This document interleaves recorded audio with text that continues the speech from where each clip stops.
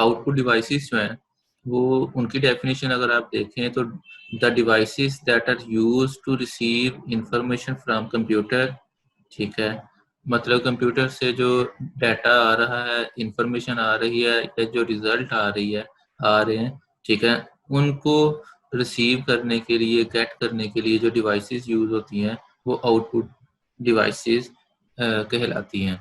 वो कहता है the devices that are use to receive information from computer and give it to user are called output devices, ठीक है। System से, computer से इंफॉर्मेशन, डाटा या रिजल्ट्स रिसीव करके यूजर को देती हैं जो डिवाइसेस, उन्हें हम आउटपुट डिवाइसेस कहते हैं। अच्छा जी, साथ उसने इनपुट का लिखा हुआ है कि इनपुट डिवाइसेस जो है वो यूजर से डाटा जो है वो लेती हैं और कंप्यूटर को देती हैं, और जबकि आउटपुट डिवाइसेस जो हैं वो कंप्यूटर से इंफॉर्मेशन लेती हैं और यूजर को देती हैं, ठीक है। मतलब इनपुट में ये था कि डाटा यूजर से कंप्यूटर की तरफ जा रहा है, आउटपुट में क्या है कि डाटा कंप्यूटर से यूजर की तरफ आ रहा है, ठीक है। और आउटपुट डिवाइसेस के बगैर कंप्यूटर सिस्टम जो है वो कंप्लीट नहीं हो सकता, ठीक है। मतलब कि आउटपुट डिवाइसेस ज़रूरी हैं। तो जो आउटपुट डिवाइसेस हैं सिस्टम में मेन, उनमें सबसे पहले जो डिवाइस है वो है मॉनिटर, ठीक है। आप ये जो मॉनिटर्स हैं, ठीक है, इससे पहले आप एक मेन हेडिंग भी दे सकते हैं, वो ये है कि डिस्प्ले स्क्रीन्स, ठीक है। तो जो टॉप पे है, मतलब सबसे पहली जो आप कह रहे हैं कि हमारे पास टाइप है आउटपुट डिवाइसेस की, that is display screens. Display screen मैंने इसलिए लिखा है कि इसके अंदर ही, ठीक है, डिफरेंट किस्म की स्क्रीन्स की जो है वो टाइप्स हम लोग देखते हैं, यूज़ करते हैं, ठीक है। तो आप इस हेडिंग को मॉनिटर भी कह सकते हैं, डिस्प्ले स्क्रीन भी कह सकते हैं। अच्छा, मॉनिटर या विजुअल डिस्प्ले यूनिट, ठीक है, ये जो आप मॉनिटर यूज़ करते हैं, एलसीडी यूज़ करते हैं, ठीक है, इसे कहते हैं विजुअल डिस्प्ले यूनिट, ठीक। पहले जो सिस्टम्स होते थे, कंप्यूटर्स होते थे, उनमें मॉनिटर्स यूज़ होते थे। मॉनिटर आपने देखे होंगे, आपको पता होगा, जैसे ये टीवी की तरह की आप कह लें एक डिवाइस होती है, ठीक है। अब तो इसका ट्रेंड जो है वो ख़त्म हो गया है, अब तो एलसीडीज यूज़ होती हैं। तो मॉनिटर या विजुअल डिस्प्ले यूनिट जो है उसके बारे में कहता है is most commonly used output device, ठीक है। आउटपुट डिवाइसेस में से मोस्ट कॉमनली यूज्ड ये है। तो जाहिर है मोस्ट कॉमनली इसलिए है कि इसके बगैर तो कोई कंप्यूटर सिस्टम कंप्लीट हो ही नहीं सकता। आपके सिस्टम में, कंप्यूटर में बाकी कोई चीज़ हो ना हो, मतलब स्पीकर्स हैं या नहीं है, माइक है या नहीं है, वो एक अलग चीज़ है, लेकिन ये जो डिस्प्ले स्क्रीन है ये तो मस्ट होगी। इट कैन डिस्प्ले, अच्छा, it is a TV like screen, ठीक है, जिस तरह टीवी होता है उस तरह की स्क्रीन है। It can display alpha numeric characters. Alpha numeric का मतलब होता है, एक होते हैं अल्फ़ाबेटिक्स ABC, एक होता है न्यूमेरिक। तो न्यूमेरिक में आते हैं ये नंबर 0 1 2, लेकिन अल्फ़ा न्यूमेरिक में क्या आते हैं कि जब ABC मतलब इंग्लिश लाइक वर्ड्स और नंबर्स जो हैं ये मिक्स फॉर्म में आए, ठीक है। अल्फा न्यूमेरिक करैक्टर्स, फिर उसके बाद स्पेशल करैक्टर्स, ग्राफिक्स, इस तरह की चीज़ें। ग्राफिक्स का मतलब है ये पिक्चर्स की फॉर्म में जो चीज़ें होती हैं वो भी ये स्क्रीन पे शो करवा सकता है। अब ये जो मॉनिटर्स होते हैं इनकी दो टाइप्स हैं, एक है CRT मॉनिटर्स, ठीक है, और दूसरी टाइप है LCD मॉनिटर्स। अब जो CRT मॉनिटर्स हैं ये बेसिकली वो मॉनिटर्स या वो स्क्रीन्स हैं या वो डिवाइसेस हैं जो कि टीवी की तरह की होती हैं। अब तो टीवी भी आपको पता है कि LCDs वाले आ गए हैं, ठीक है। मोस्टली घरों में जो टीवी यूज़ होते हैं वो भी LCD की तरह ही यूज़ होते हैं, लेकिन ये जो CRT मॉनिटर्स हैं ये ऐसे ही होते थे, लाइक टीवी स्क्रीन, जिस तरह के टीवी स्क्रीन होती है, ठीक है। The monitor contains a very large vacuum tube called cathode ray tube. आप केमिस्ट्री में पढ़ते हैं CRT कैथोड रेज ट्यूब्स के बारे में, या कैथोड रेज का तो एटलीस्ट आपको पता होगा। ठीक है, तो इसमें बेसिकली ना एक CRT एक कैथोड रे ट्यूब होती है।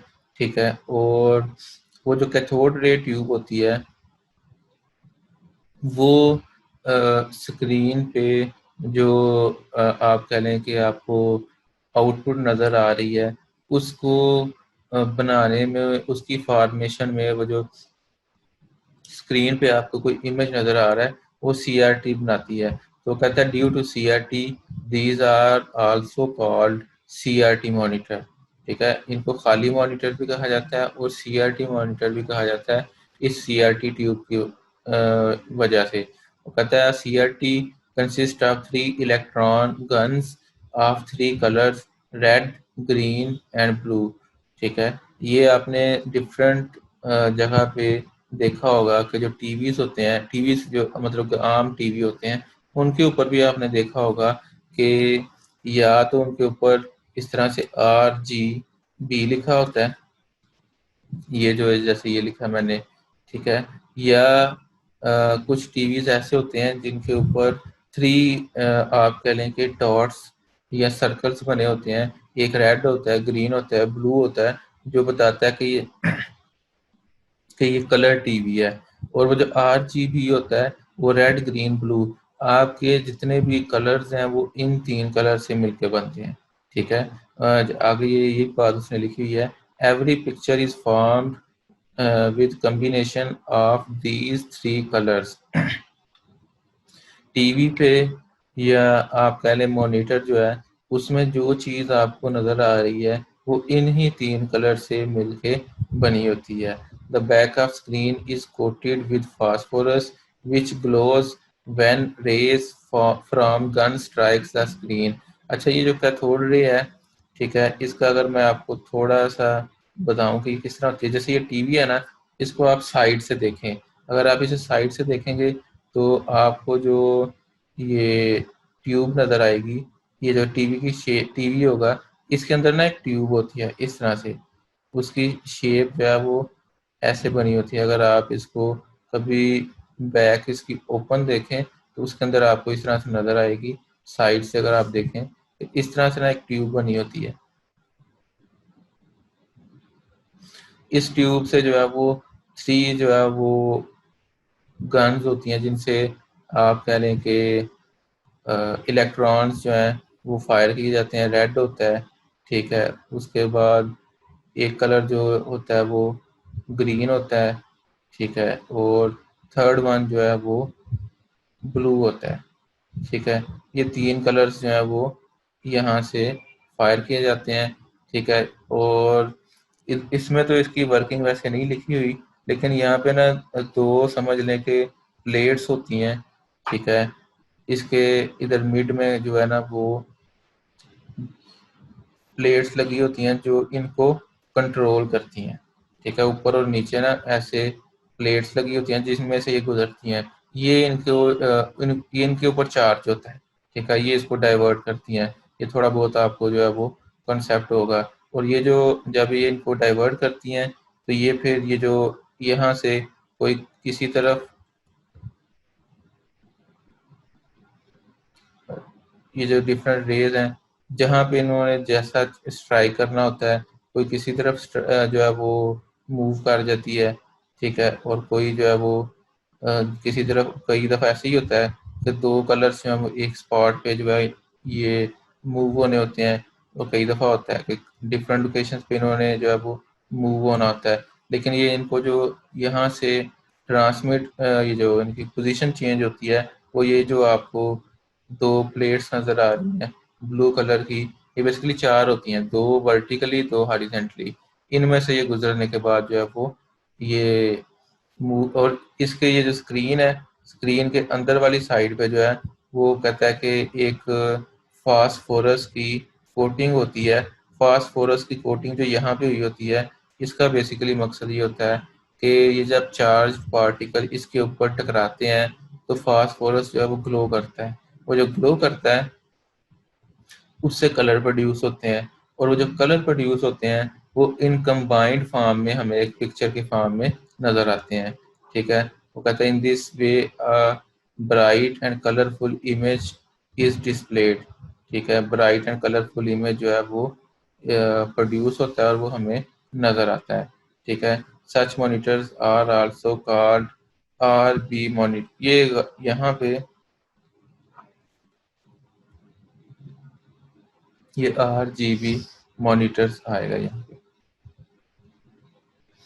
ठीक है, these are also called RGB monitors. तो ये इनकी जो है वो वर्किंग होती है, ये इनका जो है वो आप कह लें कि स्टाइल होता है काम करने का, फंक्शनैलिटी है इनकी। आपने कभी ये नोट किया हो कि अगर टीवी स्क्रीन जो है उसके ऊपर कोई पानी के छींटे पड़ जाएं, ठीक है, वो जो ड्रॉप्स आपको स्क्रीन पे नज़र आए ना, अगर थोड़ा सा कहीं पे कोई एक, तो आप वहाँ पे देखें तो वहाँ पे स्क्रीन जो है ना उसका कलर थोड़ा ख़राब हो जाता है, और जो ड्रॉप होता है उसके अंदर, अगर आप या अगर आपके घर में टीवी है तो आप आज एक्सपेरिमेंट भी कर सकते हैं। एक छोटा सा ड्रॉप उसके ऊपर फेंकेंगे ना, तो वो उसमें आप देखेंगे कि आपको उसके अंदर 3 कलर नज़र आने शुरू हो जाएंगे ड्रॉप के अंदर।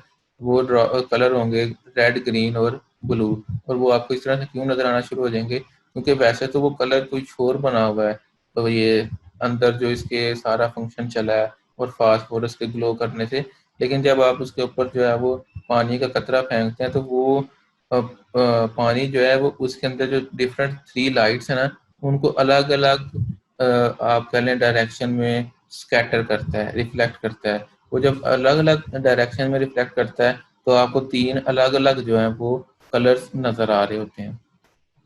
बहरहाल ये था हमारा जनाब CRT मॉनिटर्स। नेक्स्ट है हमारे पास LCD monitors. LCD stands for liquid crystal display. ठीक है, LCD जो है वो लिक्विड क्रिस्टल डिस्प्ले कहलाता है। क्यों इस लिक्विड क्रिस्टल डिस्प्ले कहा जाता है, क्योंकि इसके अंदर जो है वो ये जो स्क्रीन है इसके अंदर जो आप कह लें मेथडोलॉजी यूज़ हुई है या इसकी जो वर्किंग है उसमें जो बेसिक एलिमेंट है वो ये है कि इसके अंदर एक लिक्विड होता है। इस स्क्रीन के अंदर जो है वो एक लिक्विड होता है। ठीक है, और उस लिक्विड को करंट दिया जाता है, चार्ज दिया जाता है और उसको ग्लो करवाया जाता है लिक्विड को, और लिक्विड ग्लो करता है और उसके मुताबिक कलर प्रोड्यूस होते हैं। तो LCD stands for liquid crystal display, a monitor that uses LCD technologies rather than conventional CRT technologies is called LCD या LCD मॉनिटर। वो कहता है कि एक मॉनिटर स्क्रीन जो कि LCD टेक्नोलॉजी को यूज़ करे, लिक्विड क्रिस्टल डिस्प्ले टेक्नोलॉजी को यूज़ करे, रैदर देन कन्वेंशनल CRT, के जो रवायती तौर पे CRT यूज़ होता था उसकी जगह LCD यूज़ करे टेक्नोलॉजी, तो उसे LCD मॉनिटर कहते हैं। फिर वो कहता है until recently LCD panels were used exclusively on notebook, computers and other portable devices. ये जो नोटबुक्स होती हैं, लैपटॉप्स होते हैं, इनमें वो कहता है कि LCD यूज़ होती थी रिसेंटली जो टाइम्स हैं, लेकिन अब जो है वो फ्रीक्वेंटली जो है वो LCDs यूज़ हो रही हैं। However, in 1997, several manufacturers began offering full-size LCD monitors as alternative to CRT monitor. 1997 से जो है ये LCDs को लार्ज स्केल पे मैन्युफैक्चर करना स्टार्ट किया गया और इसने रिप्लेस करना शुरू कर दिया CRT मॉनिटर को। Currently however they are more expensive than CRT monitors। ठीक है, LCDs जो है ये CRT मॉनिटर से एक्सपेंसिव होती हैं, लेकिन अब जो है इनके दरमियान जो फ़र्क है, डिफरेंस है एक्सपेंस का, वो बड़ा माइनर रह गया। मतलब अगर आपको ये जो CRT मॉनिटर है टीवी की तरह का, ये अगर आपको 2000 में मिलता है तो आपको 3000 के अराउंड जो है वो एक सही वाली LCD जो है वो भी मिल जाती है। ठीक है, तो बाकी LCD जो है इसकी अगर मैं आपको वर्किंग बताऊं कि इसकी वर्किंग क्या होती है, तो इसमें ये होता है कि इस तरह से आप कह रहे हैं कि अगर इस स्क्रीन को भी क्रॉस देखें, LCD को भी क्रॉस यानी कि एक साइड से देखें, तो आपको इस तरह से जो है वो दो आप कह लें स्क्रीन का स्टार्ट और एंड नज़र आएगा, ठीक है। इसको इसके दरमियान में जो है एक खास किस्म का जो है वो लिक्विड होता है, ठीक है। ये दोनों साइड पे तो ग्लास है, शीशा होता है, लेकिन दरमियान में ना ये ऑरेंज कलर का जो आपको नज़र आ रहा है एक लिक्विड होता है। इस लिक्विड को इस स्क्रीन को जो है वो चार्जेस अप्लाई किए जाते हैं, ठीक है। मतलब समझ लें कि एक पॉजिटिव चार्ज और आप कह लें कि नेगेटिव चार्ज जो है वो दिया जाता है, ठीक है। और उससे क्या होता है कि इस स्क्रीन का जो लिक्विड है, ठीक है, ये दरमियान में इसकी पोलराइजेशन होती है। आपने कभी ज़िंदगी में एक पोलराइजेशन का कॉन्सेप्ट भी पढ़ा होगा केमिस्ट्री में। और जब पोलराइजेशन होती है, इसके अंदर इलेक्ट्रॉन्स जो हैं, आयंस जो हैं, वो सारे जो इसके वो पार्टिकल्स हैं, उनकी फॉर्मेशन चेंज होती है। फॉर्मेशन चेंज होने से जो है वो कलर प्रोड्यूस होते हैं, ठीक है। बहरहाल ज़्यादा डेप्थ में हमने नहीं जाना, वो हमारे मतलब सिलेबस का हिस्सा नहीं। वैसे अगर आप में से कोई मतलब क्यूरियस हो कि ये कैसे प्रोड्यूस होता है, तो उसके लिए सिंगल लाइन ही है कि लिक्विड जो होता है उसकी पोलराइजेशन होती है, ठीक है। अगर ज़्यादा किसी ने समझना है तो वो पोलराइजेशन का कॉन्सेप्ट जो है वो अंडरस्टैंड कर ले, या उसको अगर है तो क्लियर हो जाएगा। फिर उसके बाद है जी, the main advantage of LCD monitors is that they take up less desk space and are lighter in weight, ठीक है। ये जो है वो डेस्क स्पेस जो है वो कम लेते हैं, ठीक है। लाइटर इन वेट होते हैं, ठीक है। And require less electric power to operate, ठीक है। ये तीन इसके एडवांटेज हैं। और मतलब यही वजह है कि जो मॉनिटर्स थे वो यूपीएस पे नहीं थे चलते, लेकिन आपकी जो ये स्क्रीन है, एलसीडी स्क्रीन, ये यूपीएस पे चल जाती है। मतलब आम तौर पे जो एक आपकी मॉनिटर स्क्रीन है वो 50 वाट की होती है, ठीक है। 50 वाट का मतलब ये है कि जैसे ये आप हम एनर्जी सेवर्स ये यूज़ करते हैं घरों में बल्ब, तो ये बल्ब जो होता है ये 20 या 24 वाट का होता है एनर्जी सेवर। तो समझ लें कि 50 वाट या 50 से 100 वाट तक जो है वो होती है एलसीडी। ये लेकिन ये जो सीआरटी मॉनिटर होता था ये 1000 वाट से आप कह लें कि 2000 वाट तक इसकी जो है वो पावर होती थी। और जिसकी जितनी ज़्यादा पावर होती है वो उतनी ज़्यादा जो है वो बिजली यूज़ करता है। तो ये लेस इलेक्ट्रिक पावर जो है उसको यूज़ करता था। अच्छा जी, नेक्स्ट जो आउटपुट डिवाइस है दैट इज़ प्रिंटर। अच्छा, ये प्रिंटर्स जो हैं इनके बारे में यह है कि प्रिंटर्स अलग से भी क्वेश्चन आ जाता है, ठीक है, लॉन्ग क्वेश्चन के तौर पे कि एक्सप्लेन प्रिंटर्स, ठीक है। और वैसे तो ये एलसीडीज वाला भी लॉन्ग में आता है, लेकिन प्रिंटर्स की आगे कुछ टाइप्स हैं, तो ये जो टाइप्स हैं ये भी अलग से जो है वो पूछी जा सकती हैं। इसलिए इसकी टाइप्स को थोड़ा सा आप कह लें कि मैंने एक एक पैराग्राफ बना के लिखा है, ताकि अगर पेपर में आ जाए तो आपको सॉल्व करने में आसानी हो। मतलब आपके पास इतना मटेरियल हो कि आप जो है वो 4 मार्क्स का जो है वो अटेम्प्ट कर सकें। अच्छा जी, प्रिंटर्स जो हैं, printers are used to produce output in form of text and graphics on paper, ठीक है। जो मॉनिटर थे, डिस्प्ले स्क्रीन थी, ये क्या करते थे, ये तो जो भी सिस्टम की आउटपुट है वो आपको स्क्रीन पे शो करवाते थे। बट जो प्रिंटर्स हैं ये उसको वो जो चाहे टेक्स्ट है या ग्राफिक्स है या जो भी है उसको ऑन पेपर जो है वो शो करवाएंगे। The output on paper is called hard copy, ठीक है। ये ऑब्जेक्टिव में भी आ सकता है कि हार्ड कॉपी क्या होता है। सिस्टम में दो तरह की का डाटा होता है, एक होता है सॉफ्ट कॉपी, एक होता है हार्ड कॉपी। ये जो आपको नोट्स नज़र आ रहे हैं जो मैंने आपको दिए हुए हैं, ये सॉफ्ट कॉपी है, ठीक है। कोई तस्वीरें सिस्टम के अंदर पड़ी हुई हैं तो ये सॉफ्ट कॉपी है। और अगर आप उसका प्रिंट निकाल लेंगे वो हार्ड कॉपी है। आपसे कोई असाइनमेंट मांगी जाए, आपसे कहा जाए कि ये आपने जो है मुझे सॉफ्ट फॉर्म में देना है, जिसका मतलब है कि मैं आपसे डिमांड कर रहा हूँ कि या आप मुझे यूएसबी में दें या आप मुझे ईमेल करें। और अगर आपसे कहा जाए कि ये हार्ड कॉपी में आपने देनी है तो फिर आप जो है वो उसको प्रिंटेड फॉर्म में देंगे। Printers are most commonly used output devices for making hard copies of output. ठीक है, आउटपुट की हार्ड कॉपीज के लिए तो प्रिंटर्स ही यूज होते हैं। अब जो डिफरेंट प्रिंटर्स हैं, printer different types of printing machines हैं हमारे पास, उनकी अपनी एक ख़ास फंक्शनैलिटी है, अपना उनका वर्किंग या प्रिंटिंग टेक्निक है, और अपनी एक डिफरेंट जो है हर एक की प्रिंटिंग जो है वो स्पीड होती है। ठीक है, तो प्रिंटिंग टेक्निक्स डिफरेंट होती हैं। अब वो कहता है कि इस लिहाज से प्रिंटर्स जो हैं इनको दो हिस्सों में डिवाइड किया गया है। एक है इम्पैक्ट प्रिंटर्स और दूसरा है नॉन इम्पैक्ट प्रिंटर्स। ये आगे आएगा, नॉन इम्पैक्ट प्रिंटर्स। ठीक है, अच्छा जी, अभी हम बात कर रहे हैं इम्पैक्ट प्रिंटर्स की। ठीक है, तो इम्पैक्ट प्रिंटर्स जो हैं ये क्या होते हैं? ये ऐसे प्रिंटर्स हैं जो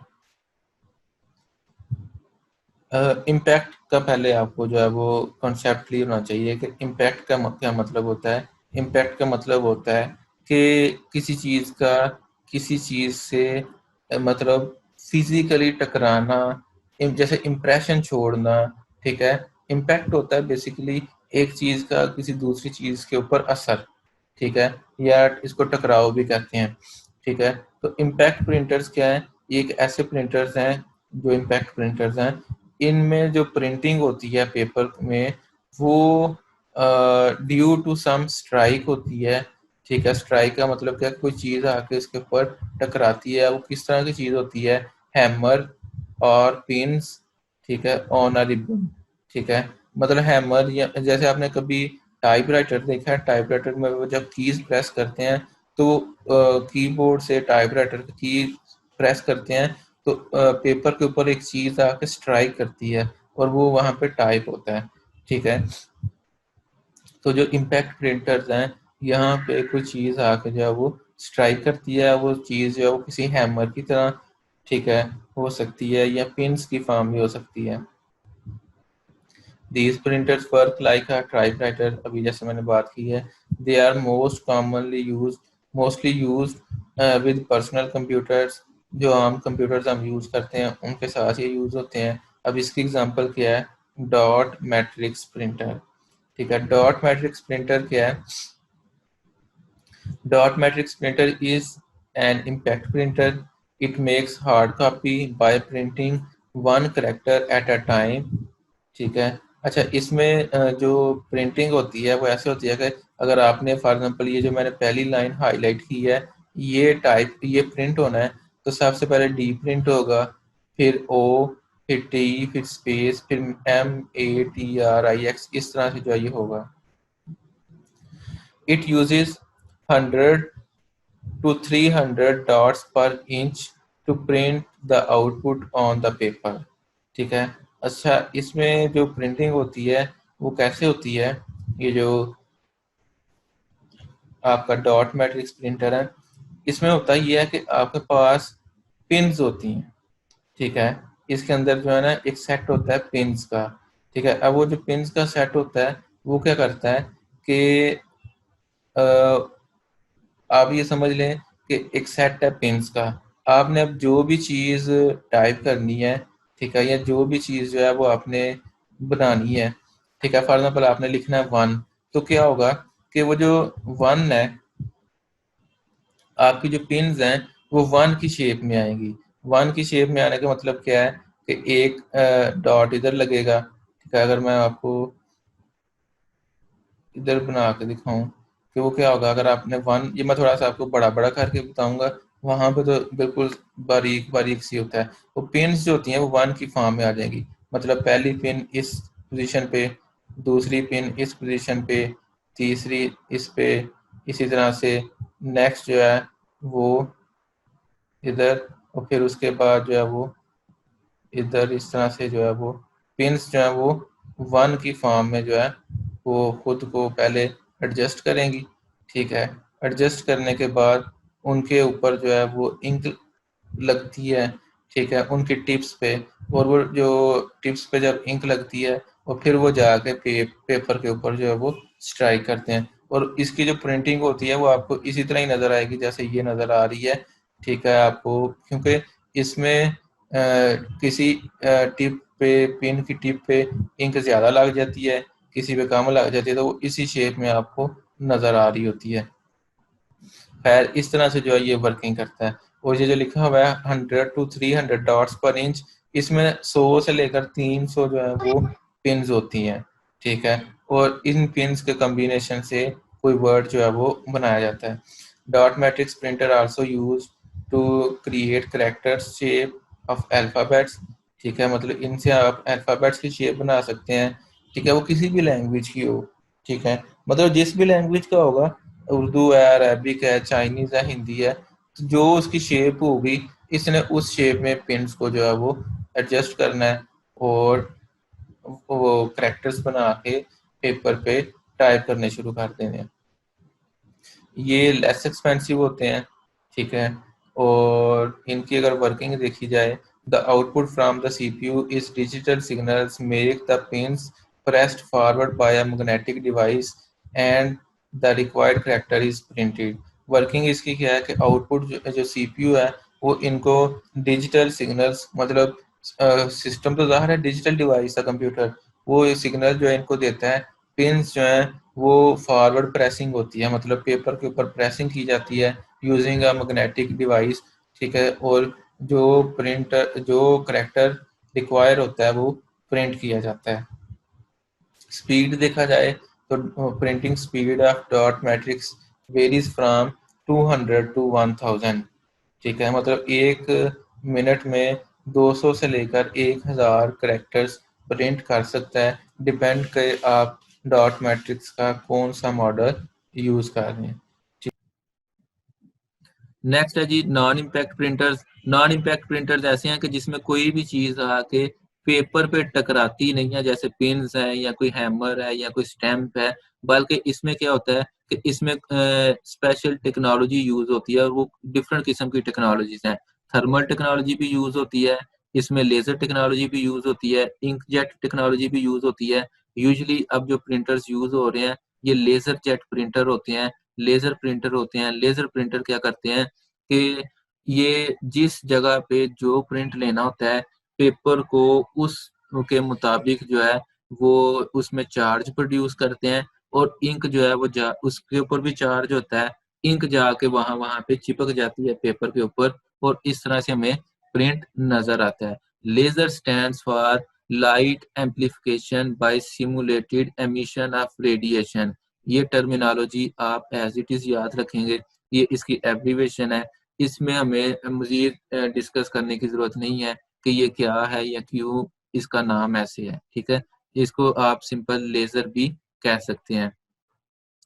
और किसी भी प्रिंटर की आपने याद रखना है, किसी भी प्रिंटर की जो क्वालिटी होती है वो इससे चेक होता है कि ये कितने डॉट्स पर इंच है। जैसे ये 300 टू 2000 डॉट्स पर इंच है, आपने जो पिछला देखा वो 100 से 300 डॉट्स पर इंच था, ठीक है, तो इसका मतलब है कि ये वाला प्रिंटर उससे फिर काफी ज्यादा अच्छी प्रिंटिंग जो है वो करेगा। वर्किंग देख लेते हैं इसकी। वर्किंग में क्या है कि ये जो प्रिंटर है इसके ये लिखा हुआ है in these printers a full page is assembled in printer buffer and a laser beam prints images of characters and pictures on the paper. मतलब लेजर्स की मदद से आपने इमेज जो है वो प्रोड्यूस करना होता है। इसकी मजीद डेप्थ में वर्किंग जो है वो भी हम नहीं देखेंगे क्योंकि हमारा टॉपिक आउटपुट डिवाइसेस है, प्रिंटर्स को हम डिटेल से नहीं देख रहे। स्पीड अगर देखें तो स्पीड इसकी जो है वो बड़ी हाई होती है। इनकी स्पीड जो है वो 5 से लेकर 300 पेजेस पर मिनट होती है। वहां पे जो पिछला प्रिंटर था वो उसकी वर्ड्स की थी, करेक्टर्स की थी, इतने करेक्टर्स, ये इतने पेजेस पर मिनट कर सकता है, और एक पेज पे कितने हजार करेक्टर्स हैं या कितने 100 करेक्टर्स हैं वो एक अलग चीज है। तो इतना हाई स्पीड होता है। दूसरा जो है वो इसी की कैटेगरी में ही आता है, इम्पैक्ट नॉन इम्पैक्ट प्रिंटर में, ठीक है, ये लास्ट अभी हम देखेंगे, जो कि है इंकजेट प्रिंटर्स।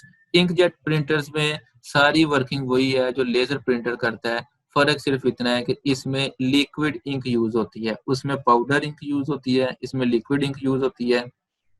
और वर्किंग क्या है कि जहाँ-जहाँ पे आपने डिस्प्ले देना है,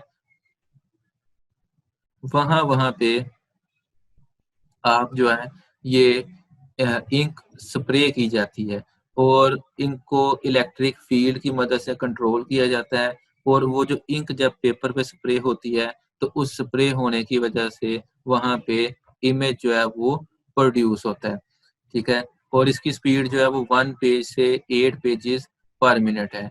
इसके बाद अगर आप एंड पे देखें तो हमारे पास जो अ, आखिरी आउटपुट डिवाइस है, वो है स्पीकर। अब जो स्पीकर्स हैं, ये क्या है कि स्पीकर बेसिकली जो साउंड आउटपुट होती है हमारी, ऑडियो आउटपुट, वो हमें प्रोवाइड करता है। जो चीज़ मतलब आवाज़ की फॉर्म में होगी, वो हमें यहाँ से जो है वो रिसीव होगी।